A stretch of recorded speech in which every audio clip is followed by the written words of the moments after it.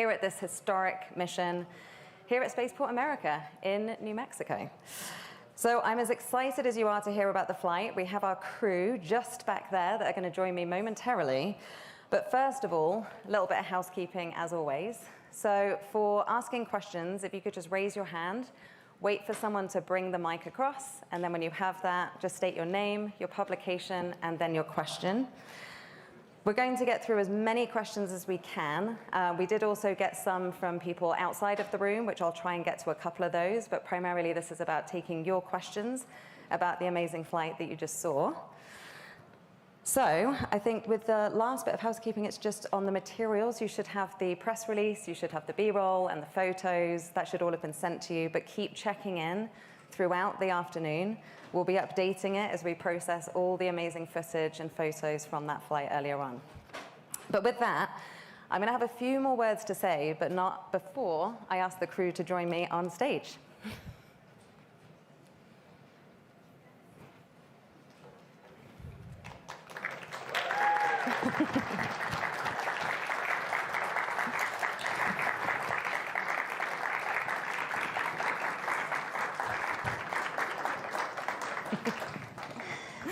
So it is my absolute pleasure to introduce you to the Galactic 2 astronauts. And so sitting here with us, if you didn't already know, is astronaut 011, John Goodwin. We have astronaut 012, Keisha Shahaf, and astronaut 013, Anna Myers. Thank you all for being here today. Now, before we jump into the questions, I'd be remiss not to just remind us of why this is such a historic mission today. And so I don't want to miss any, so I'm just going to look down. But this is ours, Virgin Galactic's first private astronaut commercial flight, but also our third flight in just over 3 months. And we flew the first Olympian with John, and also just the second person with Parkins ever to have gone to space. We flew the first female astronauts from the Caribbean and the first astronauts from Antigua and Barbuda. Anna, you're also the youngest person to have ever gone to space. And today, we saw the most women flown in a single mission to space. And so, history making for so many reasons.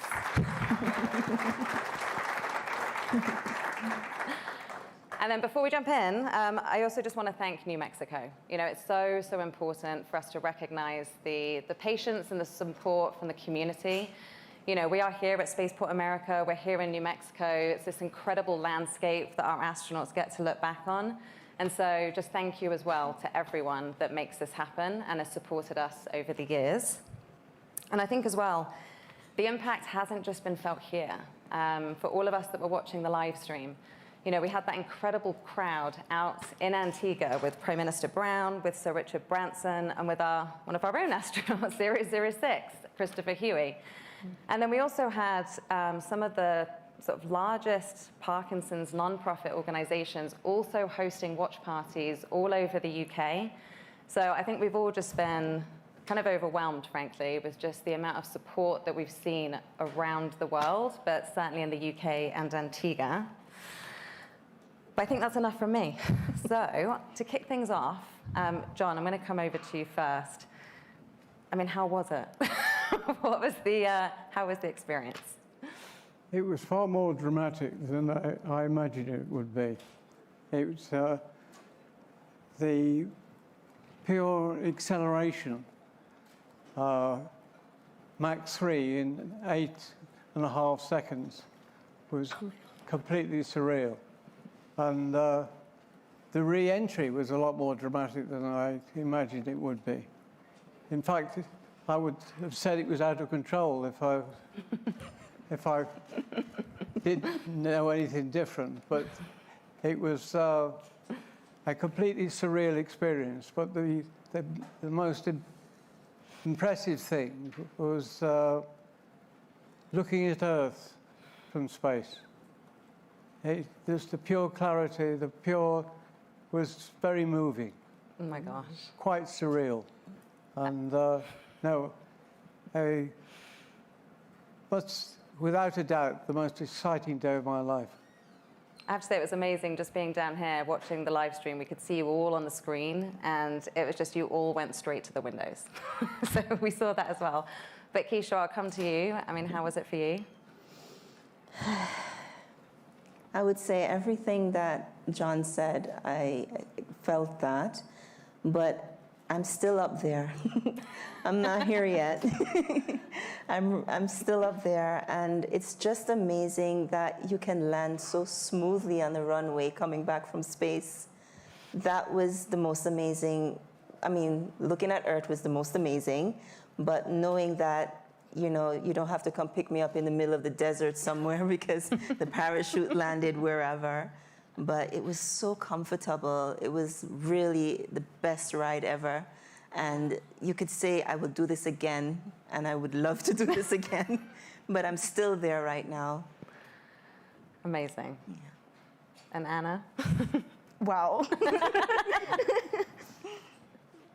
I was shocked at the things that you feel.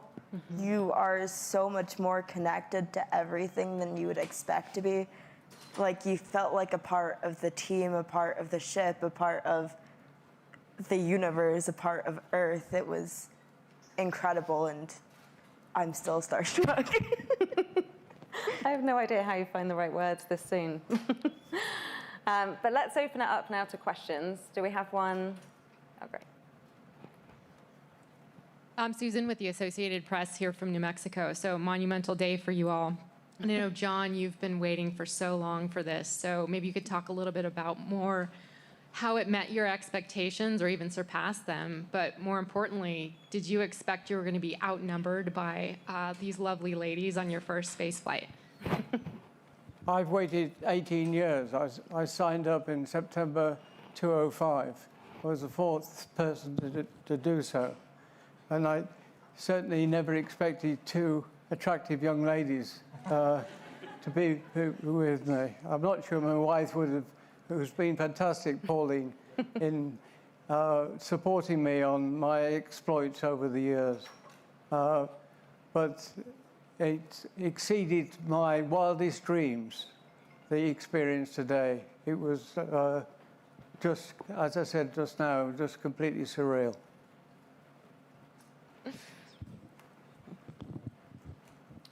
Hi guys, Ursel Charles Jr., ABS TV Radio out of Antigua. Congratulations to everyone on the flight today. My question obviously for both Keisha and Anastasia. I wanted to ask, having now known that we had thousands of people gather in Antigua, Barbuda, pride all across the country today. Keisha, as a coach, I wanted to ask you, what's your word for those Antiguans who may seem, you're from a tiny island, not able to ascribe to the heights that others might have. And Keisha, as a young person, what's your message for perhaps young Antiguans and Barbudans aspiring to be where you are? Thank you so much, and that's a very good question. I feel so honored. It's such a beautiful feeling knowing that our nation is giving this great support, and thank you so much for that. And we have to go beyond our fears.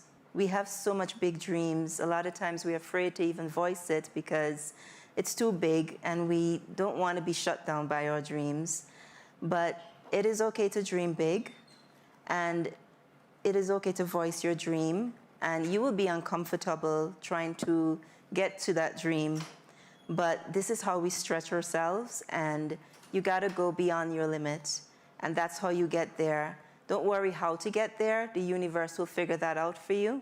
You just keep taking that step and that next step, and you never know how things will align for you. It did for me. If it can, for me, it can for anyone else. As someone so young, I definitely do understand where a lot of the self-doubt comes from. But as my mom said, everyone's dreams are valid, and there is always a possibility for them to come through. And I think people just need to trust in themselves and trust that if you really want this and you are dedicated to getting it, that things will work out, and that you just need to keep doing the right things at the right moments, and you'll know when it's right.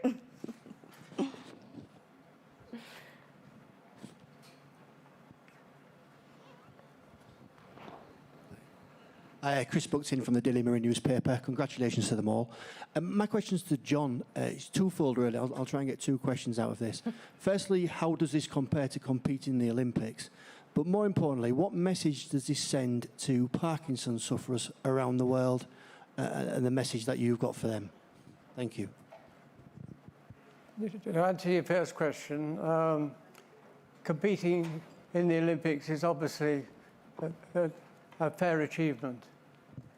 But we didn't manage to get on the rostrum, which is the aim. I mean, the Olympic motto is not the winning, but the taking part. But that's a load of rubbish, because you don't get to the Olympics unless you want to win. Now, remind me of your second part of the question. I was asking John, what message does your voice today, what you achieved from Parkinson's sufferers, send to other people, other Parkinson's sufferers? Yes. Yeah, as far as Parkinson's is concerned, I mean, one of the nicest things for me was the acceptance by Virgin Galactic, because when I signed up in September 2005, I didn't have Parkinson's. And when 9 years ago, contacted the disease, I thought, that's the end of me going into space. They have done, obviously, various health checks and everything else over the years. And they've never stopped me doing what I wanted to do, which I think is, they need an enormous amount of credibility for that. But I'm hoping that I instill in other people around the world, as well as people with Parkinson's, that it doesn't stop you doing things that are out of the normal. If you've got something that's some illness that's inflicted you. So I just hope the good comes out of that as far as other Parkinson's people suffering.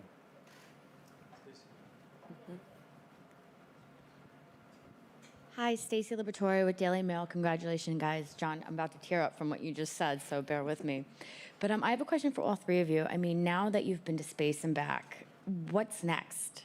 I mean, you think like that would be the ultimate goal, but I feel like you've done it already. So do you have more plans to do anything more exciting, adventurous in the future?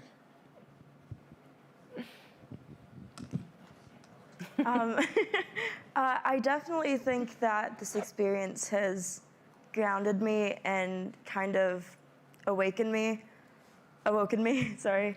I definitely feel a lot more connected to Earth itself and a lot more motivated to explore and be even more adventurous. So I think for me in the future, it's just going to be adventure and searching for the most incredible experiences. Obviously, nothing will top this, but I'm sure other things can get close enough. So I would say that definitely to make a strong impact in motivating, especially the younger ones, moving in that direction. But this experience also has given me this beautiful feeling that if I can do this, I can do anything.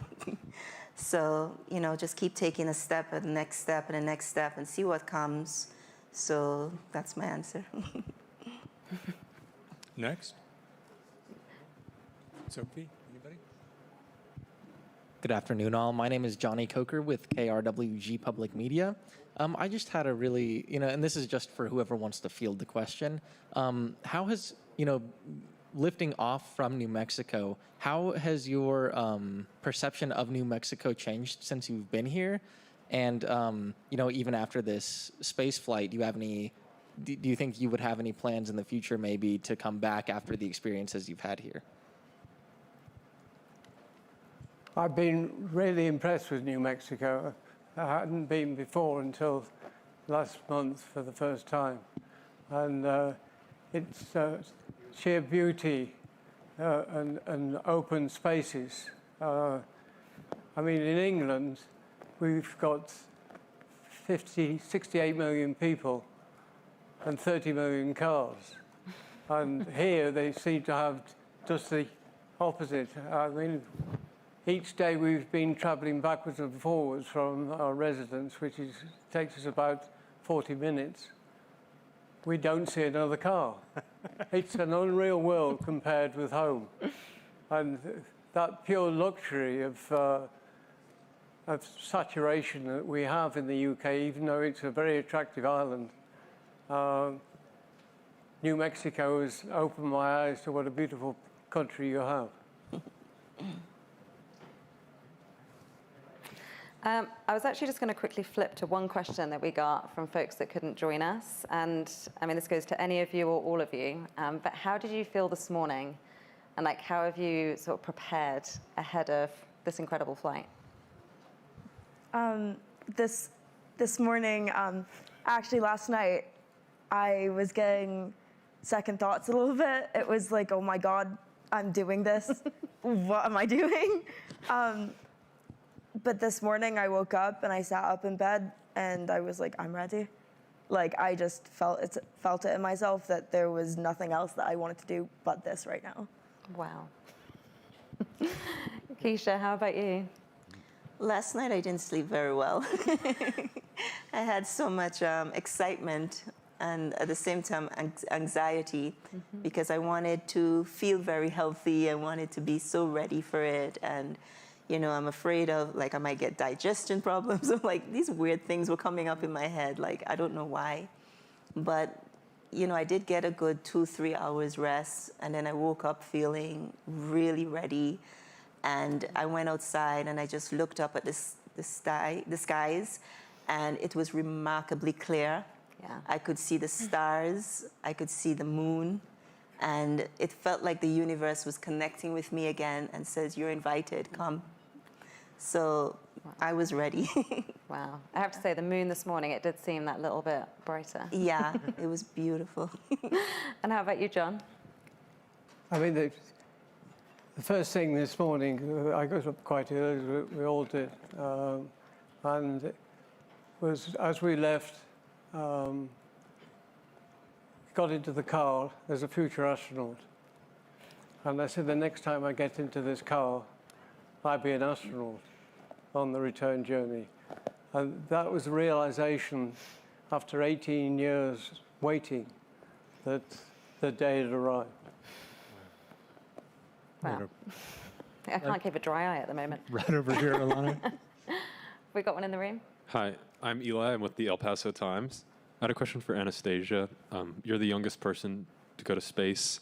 What does that mean for your generation, our generation of young people? What does that mean to you? It's a big question. That's a hard one. I think it's one of the most inspiring things that could ever happen. I think that it really does just tell us that we can do anything that we set our minds to. Anything that we want, we can achieve it. And I hope that it's just motivation for other young people to act like, to dedicate their time and their efforts to get to reaching their goals. Yeah. I mean, I think just even seeing the last couple of weeks and like how many people have been inspired by your story. I mean, I think that's the most incredible thing about this experience is it doesn't end now. It's sort of, this is the next part of the beginning. So it would be really exciting to see, you know, what this really will mean to young people. So have we got another question in the room? This is Elva with the Las Cruces Bulletin, and I'm going to ask you my favorite question, which is, what did you have in your pockets and why?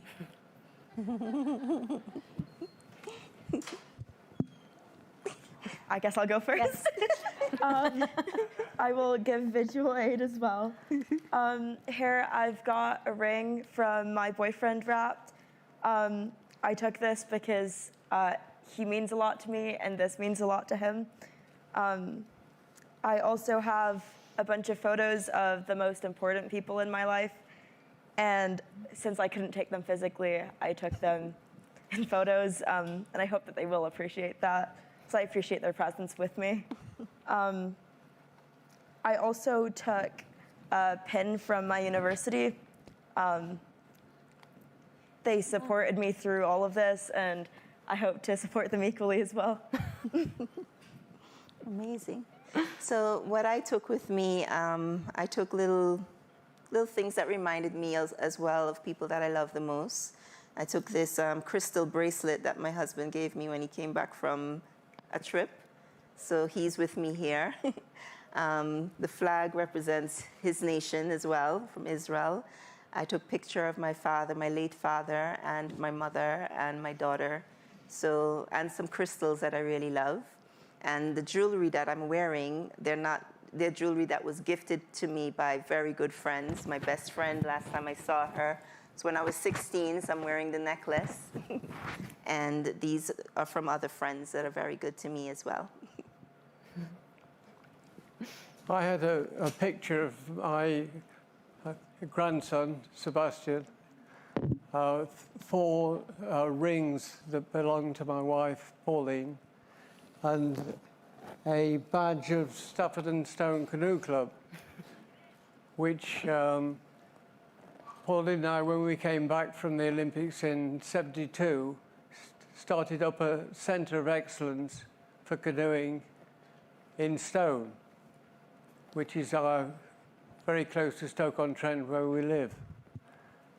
And when the lad from Stone, who was 6 years of age, went to watch this competition at the centre that we built, he said to his mum and dad, "I'd like to take part in doing that." And when he was 11, he joined the club. And the Rio Olympic Games, he won the first time a British person had won an Olympic gold medal at the Olympics. And my belief is if we hadn't started that canoe club, he probably would have never got in the canoe. So it was very satisfying to take that into space with me. So I think we've got time for one more question. Okay. Hi, I'm Isabella Martinez. I'm from KBIA ABC 7. I have a question for Keisha and Anna. So being the first mother-daughter duo, we always say mother's advice is the most valuable advice. We always look up to our mothers. So what advice do you give Anna after this experience? My greatest advice for Anna is the example I set. Anna is not a kid that would listen to me like that. She has to see what I'm doing, and I have to explain everything very nicely to her. And she has to give me her opinion as well. So my advice to her is I'm living by example and being adventurous within myself, being true to myself, stretching myself, and all the things that I would want for her, I'm doing that with myself. So I'm just being the example. So I think just before we close, as we started at the very beginning, there's lots of people watching everywhere. Is there anything that any of you would like to say to those watching at home that are tuned in right now? To Antigua and Barbuda, I love you. Thank you so much for your support. And one other thing that I did take to space, I took Antigua and Barbuda sand, the pink sand, and I also took our flag. And I took my favorite shell, so just to finish up that question. And, and then the next thing, to my mother and my daughter, Tatiana, I love you very much, and thank you for your support. I'm sorry you couldn't be here with me, but you are with me because I took your picture. And to all my cousins, all my supporters, family, everybody, thank you. Wow. Going off what my mom said, I guess, thank you to Antigua, and I can't wait to see all of you soon. I want to say hi to my dad, and I love you so much. Oh, sorry. I also want to say hi to my flatmates. Hi, Charlie. Hi, Bailey. Hi, Logan. Hi, Ethan. Making you guys all feel included, and I can't wait to see you guys. And then over to you, John. Is there anything to those watching back home? Yeah, over the years, I've had tremendous support from so many people, but today has blown my mind away of the interest and support that we've had, because I never expected anything like this. And thank you, everybody. Oh my gosh, thank you so much for just being here and talking with everyone. I know we probably didn't get to every question in the room, so please come and find myself or one of the team. We're happy to get any and all answers to you. But I think that is a wrap, so thank you so much. Thank you. And one last thank you, if it's possible. One last thank you? Yeah. One big thank you for Virgin Galactic crew, to Richard Branson for making this possible, because without this winning, we won't be here as well. Thank you so much. Thank and you. for the training and for everything that everyone has done for us. They've put so much support and so much effort. Thank you so much. Thank you. Thank you so much.